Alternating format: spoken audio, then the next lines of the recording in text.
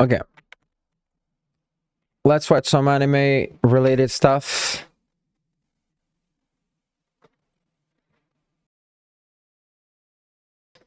Been a while. Let's check it out.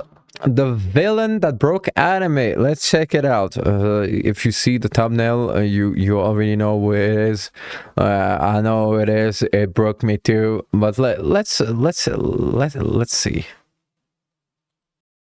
Truly say broke anime. Not just iconic, not just powerful. I'm talking about characters so unforgettable that they rewrote the rules of the genre. You could probably count them on one hand. And today, I'm going to show you the one who did it best. The man who shattered expectations, who hijacked the story of Bleach itself. This is how Sosuke Aizen broke anime and why we still haven't recovered. Of the 42 characters I've covered on my channel so far, I honestly believe that after research, this is the most interesting character I've come across and the most fun I've had making a video. This dude is so insane that he stops the main character's theme song with a finger. When you talk about a character breaking anime, I can't think of a single feat more deserving. But that's only the tip of the iceberg. There are no less than 4 more ways he's done so, and it's about time we get into what makes him so special. Something that sets Aizen apart from many villains is we don't know much about his past. But here's the thing, we don't need to. He isn't shaped by tragedy, he's driven by philosophy. He looks at the world, rejects it, and chooses to rebel. Yeah, this is true. Aizen is actually a character, when you actually discover him, is not broken by the Soul Society, is not broken by the Gotei. He is an accomplished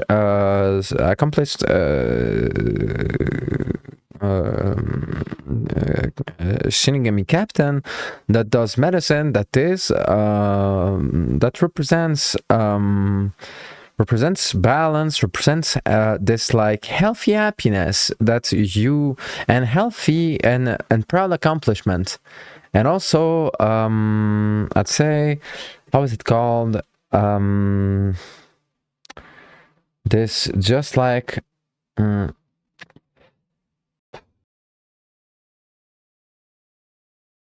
this delicate way to be noble. And this is what's really interesting. It's not like this angry type of like antagonist that's really like gets into your nerve quite fast, and you understand that he is the problem. You know what I mean? He is quite the picture perfect of the character that is like in every anime. But what's beautifully done in Bleach is that he is quite well explained. So the captains are quite well explained. You get a lot of exposition, and because of that, you actually like get to know and get to see the Aizen in many different ways, and you never see it coming. And this is the beauty of it. I think that like when it comes to story writing, the story of Aizen is one of the best turn of events that I have witnessed. It is so diabolical. It is so beautifully done, masterfully done. You just do not see it coming. And you know it, I know it. It's unbelievable. You don't need a tragic backstory for that, you need conviction. With that said, his past still reveals important information. From an early age, he knew he was immensely powerful, and he struggled to relate to others because no one was on his level. This led to tremendous loneliness, but that isolation didn't destroy him, it refined him. It gave him Yeah, exactly. Like in many storytellings, in many stories, this isolation creates like this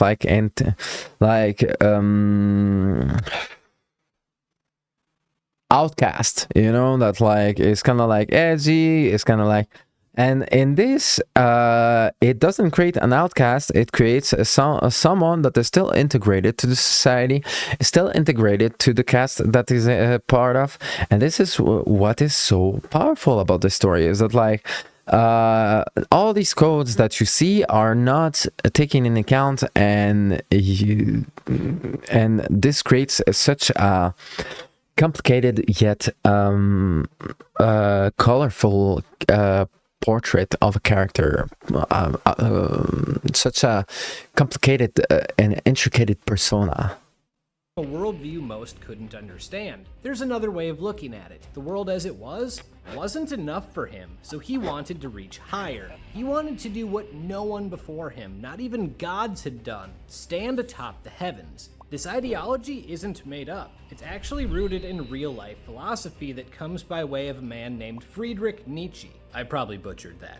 In short, Nietzsche believed that how we view morality has been corrupted. Once upon a time, those who were strong, fearless, and ambitious were seen as good. But over time, the weak, out of resentment, flipped the script, calling their own weakness virtue and labeled strength evil. So Nietzsche coined a new term, the Übermensch, someone who stands above modern morality, someone who rejects the current system and instead chooses to advance beyond it. That is greatness, and to achieve it, you have to struggle. To him, suffering isn't something to avoid, it's something to embrace. In fact, nothing encourages growth more than suffering. Compassion towards the gifted is nothing but weakness that halts progress. In Bleach, we can piece together his beliefs from his actions. When a girl named Hiyori was sliced in half by Aizen's comrade, her friend Shinji says they need to keep her alive until Ichigo, the main character, can arrive. Shinji trusts Ichigo will make everything okay. This prompts Aizen to say trust is akin to weakness. Aizen has had many followers, and he has never once told them to trust him. In fact, he specifically told them to do the opposite. Why? Because he doesn't believe in it. He is so strong that trust with another comes with a massive power imbalance. To trust someone, you have to make yourself vulnerable, and that's something he refuses completely. Yeah, and you actually like give up some of your freedom because of that. By trusting someone, you actually give up some freedom by giving someone that you see more able, more powerful, more wise, the capability to do choices for you. And this is a philosophy that is really interesting. Strong should never be vulnerable to the weak. Trust is a mechanism the weak use to offload responsibility because they can't handle it themselves. So they pass that burden to someone above them. That leads to kings, which leads to gods, a notion he wholly rejects. Aizen is the Übermensch, and we have many examples of him embodying this either directly or indirectly, and it's always to cause suffering to those with great talent. He manipulates Hitsugaya into impaling Momo, his childhood friend. One of his creations kills Miyako Shiba, traumatizing her husband Cayenne, whose own death scars Rukia. His actions toward Rangiku are the reason Ginichimaru becomes a Shinigami in the first place. He orchestrates Rukia's near execution in front of her friend Renji. And all of this, it's not even his most brutal example, which we'll get to. But the message is clear: if you don't grow from suffering, you're not worth it. Honestly, the philosophical depth of his writing, I think that like overall, these are philosophies that can coexist. That are not so dramatic as you cannot you can grow separately, but forcing this mix always is something that will create fractures, conflicts, and problems. it broke more than anime, it broke my brain. Much like Eren Yeager blew my mind as he showed the consequences of chasing absolute freedom, Aizen is the personification of unchecked ambition. The concept and its roots are compelling on their own, but the execution is on an entirely different level. His desire for greatness has led him to a specific goal. In his world, there are Shinigami, guardians of souls, and Hollows, corrupted soul monsters. Aizen aims to transcend the boundaries between them, two opposing forces, and become something more. To do this, he works to create the Hogyoku, but creating it involves MK Ultra-like experimentation on unsuspecting victims. This philosophy goes against everything the Soul Society stands for, but creating it involves more. To do this, Okay, the Ogyoku in Bleach is a spherical object described as a crumbling orb or breakdown sphere capable of dissolving the boundaries between Soul Reapers and Hollows. This allows one race to attain the powers of the other, effectively enabling holification, becoming a Hollow or Shinigami powers. It was invented by Kisuke Urahara roughly 100 years before the main event of the story. He works to create the Hogyoku, but creating it involves MK Ultra-like experimentation on unsuspecting victims. This philosophy goes against everything the Soul Society stands for. There, rules are rules. Follow them, accept them, and don't ask questions. But who made those rules? For what purpose? And more importantly, let me just check one thing.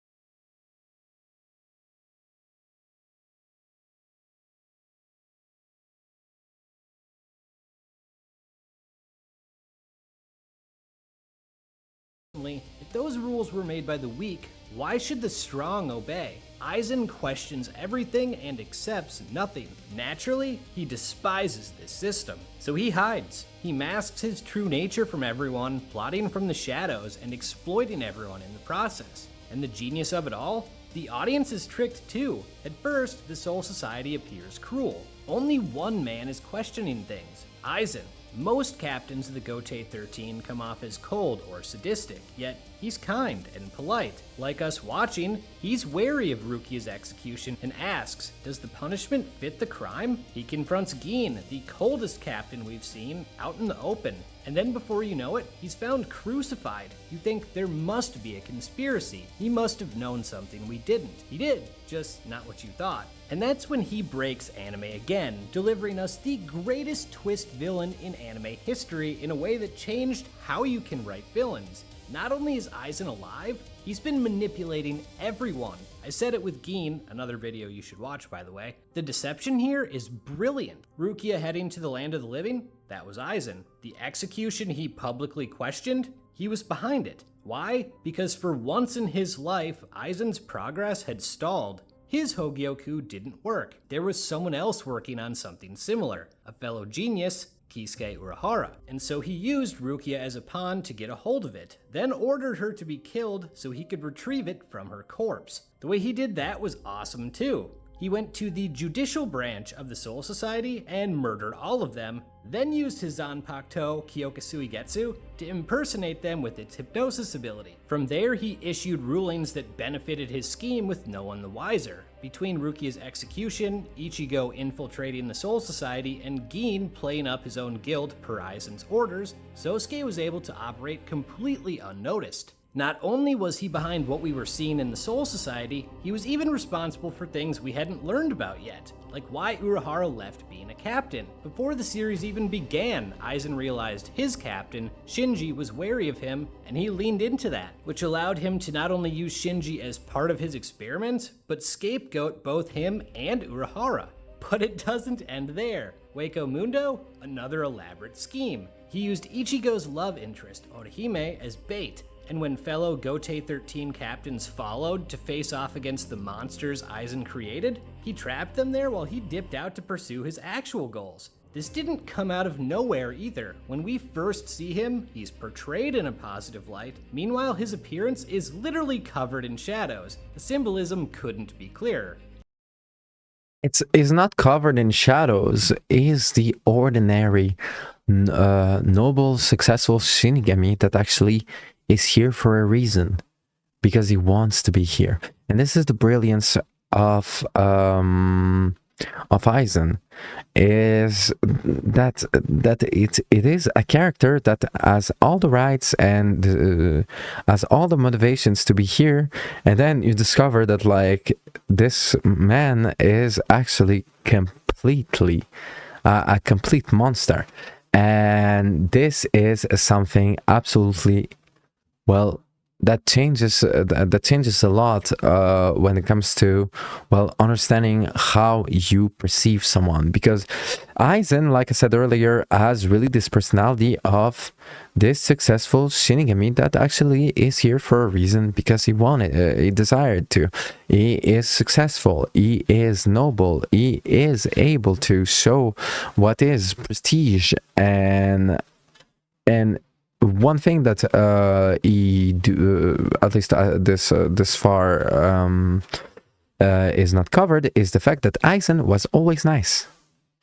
There wasn't a moment where Aizen wasn't reasonable within its choices and wasn't someone that was actually just really nice, calm, and understanding of what is happening, and had his own convictions that were like hidden by other convictions, but that is something that makes him really a character like no other.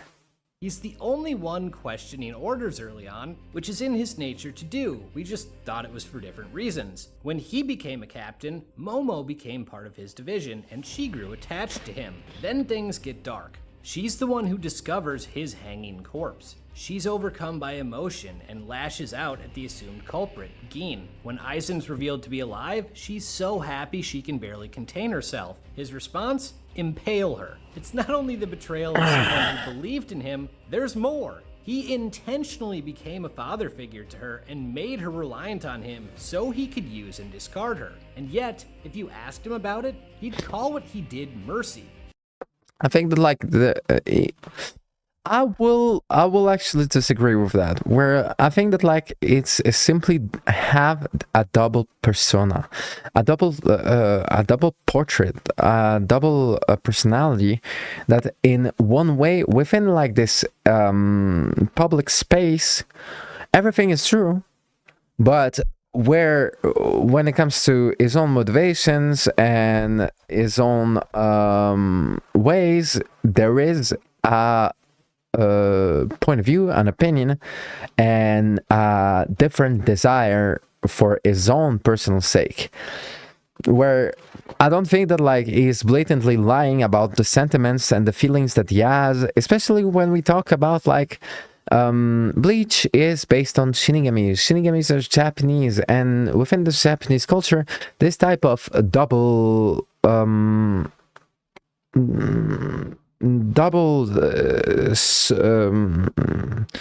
social way to be with others exists. But I won't talk about it too much. But I think that like he's right in many ways. He's right in many ways. Just don't think that like he is like. Here's the thing. What he says right now, this portrays Aizen as someone diabolical, and I do not think that he is. I think that he is someone, like you said, with his own agenda, with his own motivations, and his own motivations prevail, and to be successful has to impact and has to ruin the life of many people, right? But it doesn't mean that these ambitions makes everything that he says, does, or every action, every way that he is makes him diabolical and is like sick-minded, like mastermind that actually like watch people over and always know better and always hide something. You get me? Maybe it doesn't matter. She knew that because she'd become so dependent on him, she couldn't keep going without him. She didn't grow from her suffering, so he decided to kill her to spare her from future despair. He does the same with Tosin. Tosin was one of his most loyal followers up until Aizen killed him. He literally says this was an act of mercy, because had he not slain his comrade, he would have had to accept a reality that would only bring him misery. This is one of the more complex and dangerous parts of his character, even though he saw him. Yeah. The thing to understand also is that like one thing that is actually a trait that is actually scary about Aizen is not the fact that it is mean, terrifying, diabolical, is not all that. Is that it's his selfishness. His selfishness, this is why his story is so unique. Because he is driven by his own selfishness. Himself above everyone else, he knew exactly how to relate to them. He understood what they needed and became it. For Momo, he was a father figure. For Grimmjow, he tolerated the arrogance. For Tosin, he was a god. His ability to be what others wanted him to be for them is one of the biggest reasons why he was so successful. He really is the And I remember that like Aizen was a doctor, and like within like this idea of being a doctor, it was portrayed as a good doctor as well. And again, it's an anime, so let's not get into it too much. But as a doctor, like there is like this sphere of integrity that he has and will always have for others. Or else you cannot be a doctor. You get me? The perfect combination of strength and manipulation, so it's fitting that there is no better metaphor for that than his own weapon, Kyoka Suigetsu, a sword that gives him absolute control over your 5 senses, and all it takes to activate is seeing his blade once. There's no better example of how OP this is than when Shinigami attempt to attack him. Ichigo is watching them like, what the hell are you guys doing? And it turns out, they're all attacking Momo while Aizen's just there chilling. For me, it's such a fascinating concept to have a godlike being decide to battle with more psychological warfare than brute strength. Another detail I love is what Aizen does after creating the Arrancar, hybrid hollow Shinigami beings that work under him. The strongest of these, the Espada, were each chosen to represent a different aspect of death. Once the Hogyoku has been perfected and he absorbs it, he decides he no longer has any use for them. This is symbolic. He is beyond death, which with the Hogyoku, he literally is. There's even a poem tied to his character about this very idea, transcendence. Because of the Hogyoku, he achieves his goal. In doing so, this breaks something else, Bleach's entire power system. The hierarchy prior to this was largely based on spiritual pressure and the strength of your Zanpakuto. After, the rules change. He doesn't only gain strength, he gains plot immunity. He can't die now. Even if you take the Hogyoku away, it'll come back on its own. He's a cheat code. And that's not all it broke. It destroyed anime discourse. The Aizen vs. Madara debate is unlike anything else in the medium, and it's not even debatable. It's still ongoing, and we have yet to recover from it. Aizen has also transcended anime in a way that he's kind of become a meme. He is the poster child for 4D chess moves, or you did that because I planned it from the start. Hell, I don't even know if we can rule out me rating this video was because he wanted me to. That expectation comes from this. Aizen, Bleach's big bad, planned out Ichigo's future from the start. He was there when Ichigo's parents met. They were a unique pairing, a Shinigami and a Quincy, sworn rivals, the latter of which contained a hollow inside her, and they ended up conceiving, so of course, Aizen took interest in their child. He set up obstacles to test him and forced him to grow. Exactly what we'd expect of someone with his mindset. However, I think there could be another reason. Aizen wanted someone on his level. The only person who could compare to him was Urahara, and Aizen hated him. Ichigo was his chance at a true kindred spirit, or a means to an end. The only other people who could present problems for him before Ichigo arrived were Head Captain Yamamoto with his strength and Urahara with his brilliance. He avoids the former and gets the latter exiled, and then has decades of free reign to continue his research. But Yamamoto I think that also something about Aizen that he doesn't mention is also his personality. The way that Aizen actually is always calm, always tempered, always polite, and never let his feelings drive him, control him as much as any other character, as it does to any other character. And this is something really, really fascinating, because as much as like he is the enemy, he is also this calm and control that none of his peers that became, well, too weak for him achieved, because he is driven by this. He achieved the peace that he was searching for. And also, the one of the things that he forgot to mention is that maybe I will check it out. Aizen wanted to create all this mess to actually rise, and not rise in power, but access what is called the Soul King Palace.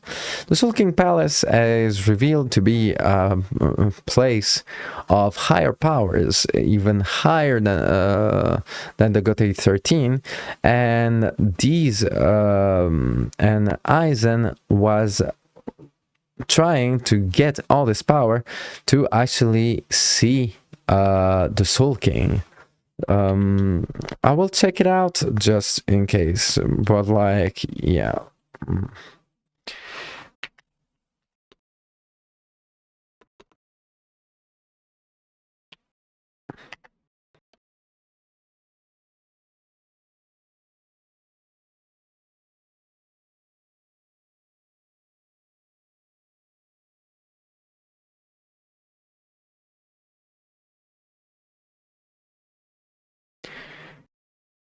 Basically, he wanted to reach the Soul King Palace and have and actually have a meeting with the Soul King. Why? I don't remember exactly why. I won't search for now, but like, this is interesting because at the end of the day, you can see all his motivation, and you can see that like it has not been reached.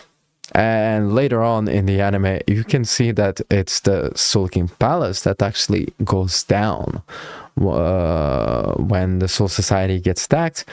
And basically, well, this his ultimate goal was actually not even close to be achieved. So, and this is one of the tragedies and fascinating one at the same time, that as much as he did everything that that was described, he never reached, or never was close to reaching, the Soul King Palace. And this is what's fascinating. Jawnhto will always present a problem, both literally and symbolically. So he creates a modified Arrancar specific. And you can see all the mess that he created. He went through creating an army, betraying his whole kind, the whole soul society, like becoming ascending transcendence, and yet still he wasn't able to reach the Soul King Palace. Can you believe it? Designed to deal with him. This plays a role in defeating Yamamoto, and the interaction is fascinating because, unlike with Momo or Tosin, Aizen shows clear disdain here. Yamamoto Genryosai, to you, I will not say I will not kill you. You are the very history of the Soul Society itself, and as such, you alone will die by my sword. This man represents everything Aizen despises about the Soul Society. He is the old guard, the status quo itself, and it's why he cannot be spared. But the job isn't done. Yes, he's transcended, but remember the other thing he wanted? To stand atop the heavens. If he can create a portal by collecting enough souls, he will literally be able to step foot at the Palace of the Soul King, a godlike entity within the Bleach universe. If he gets there, his goal is complete. But would that be enough? At one point he says the only solitude he's ever known comes from his blade. That could mean a lot of things. Maybe he wants an equal. Maybe his only way to combat his loneliness is with strength. Maybe he secretly yearned to be average, to not feel the burden of being exceptional. So if he does reach that final destination, what then? Will he? Something that is interesting, maybe it is an opinion that is just because of what is career, profession, within, like specialization within the soul society, medicine. He is a doctor, and many doctors, like within the storytelling of our lives, many doctors and people within the reach of this type of degree of knowledge can see a better future for everyone, and can and end up as scientists, reaching this hierarchy alone, and seeing how using the same science the world will be a better place. But they end up having this thought by themselves and completely unable to do anything about anything for anyone. So maybe this is why. Maybe this is because he is a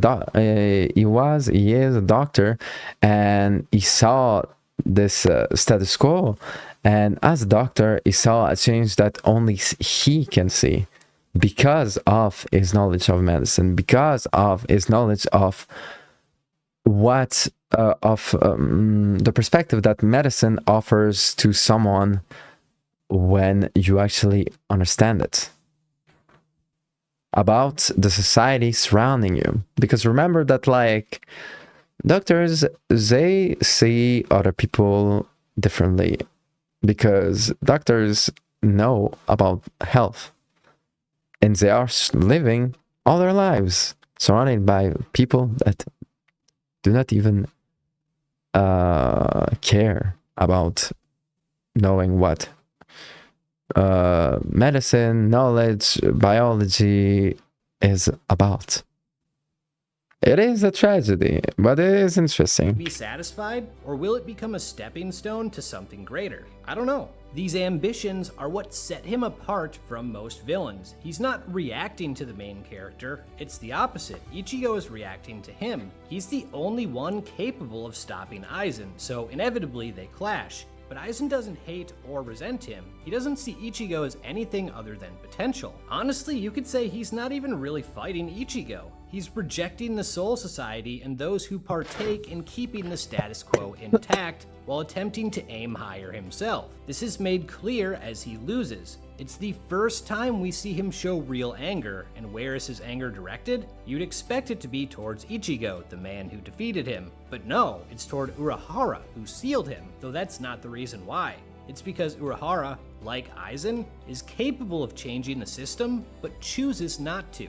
Kisuke Urahara, I despise you. You possess such great intellect. Why do you not act? He asks how Urahara can sit back and allow the Soul King to rule above them. It's important to note this isn't specific to the Soul King. Remember, he rejects the idea of gods above him altogether. There might even be added disdain towards the fact that the Soul King was once great, and then allowed those weaker than him to mutilate him for their benefit. Probably the most disgusting thing you could do in Aizen's mind. And Urahara's response may be the most unacceptable one he could give. Kisuke knows the system is flawed, but he believes it's the best they've got. It directly conflicts with Aizen's view. Accepting something flawed out of convenience or apathy is something only losers do. To aspire to achieve something better is what victors do, and Aizen is a victor. Ironically, the prodigy who sees suffering as the best way to force others to evolve doesn't go through real suffering himself. Or maybe that's what his fight with Ichigo was. Though Gyoku acted on a desire to lose, maybe that was because he needed to suffer to truly ascend. Or maybe it was all cope from the beginning and he was simply acting on a loneliness he'd had his entire life. Or maybe it's something else entirely. I love how after everything, he loses without being redeemed. He doesn't repent. He never asks for forgiveness. He doesn't lose his edge, he just persists. He may have lost now, but that doesn't mean he's lost forever. Since then, he's been stuck in a chair he's tied to, but something tells me that's not going to be the end of his story. Anyway.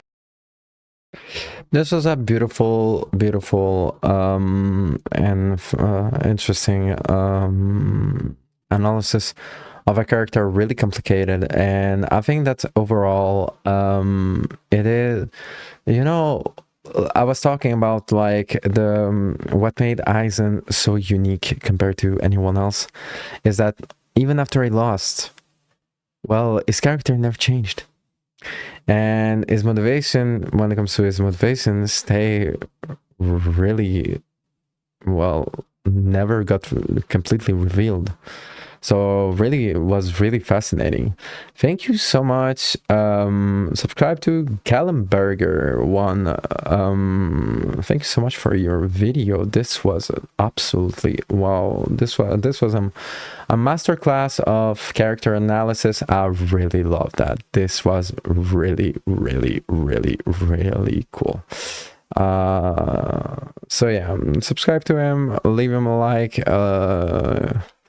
and yeah, I'll Most people. right. Yeah, really, really insightful video, really, really interesting, and really, really fascinating way to actually take interest in a character that I always saw as really unlike any others. So yeah.